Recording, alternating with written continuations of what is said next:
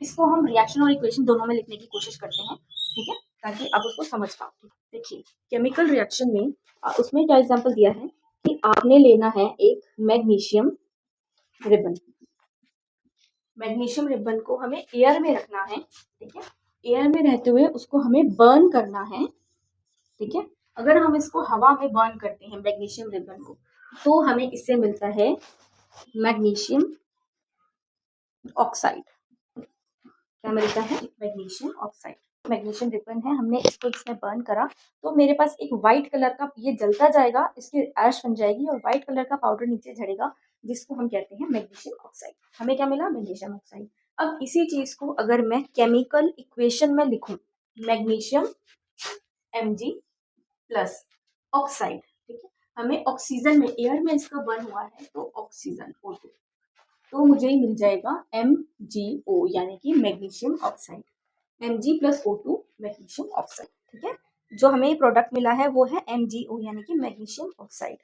Concept को मैंने equation में लिख दिया है, ठीक है, पर मैंने मैग्नीशियम प्लस ऑक्सीजन, ये मुझे मिला यहाँ पर मैग्नीशियम ऑक्साइड, ठीक है। ये एक परफेक्ट एग्जांपल है कि मैं केमिकल रिएक्शन से इक्वेशन पर कैसे आ रही हूँ, ठीक है। केमिकल रिएक्शन मैंने आपको बताया क्या होता है। अब इक्वेशन देख लो, उसके बाद मैं आपको बताऊंगी।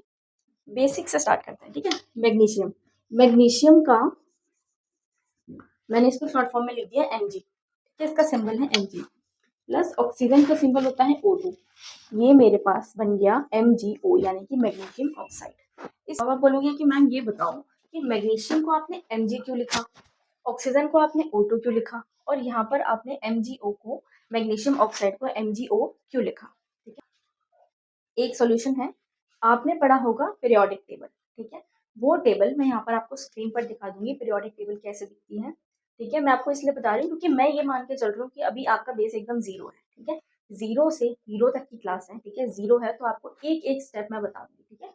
पीरियोडिक टेबल क्या होती है? जिसमें सारे सिंबल्स दिए होते हैं, ठीक है, सिंबल के साथ उनका एटॉमिक नंबर दिया होता है और एटॉमिक मास दिया होता है। ये एटॉमिक नंबर और मास क्या होता है ये भी मैं आपको आगे बताऊंगी, ठीक है। फिलहाल मैंने Mg कहाँ से लिया?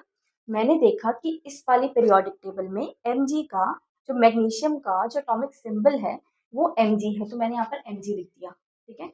ऐसे ही मैंने ऑक्सीजन का एटॉमिक सिंबल देखा तो यहाँ पर O2 लिखा हुआ है ऑक्सीजन का, तो यहाँ पर मैंने O2 लिख दिया और दोनों को रिएक्ट करके मेरे पास आया MgO यानी कि मैग्नीशियम ऑक्साइड। अब देखो आगे, अब आप कहोगे केमिकल रिएक्शंस, देखिए इन दोनों चीज़ों को मिलाया मैंने, मैग्नीशियम प्लस ऑक्सीजन को मिलाया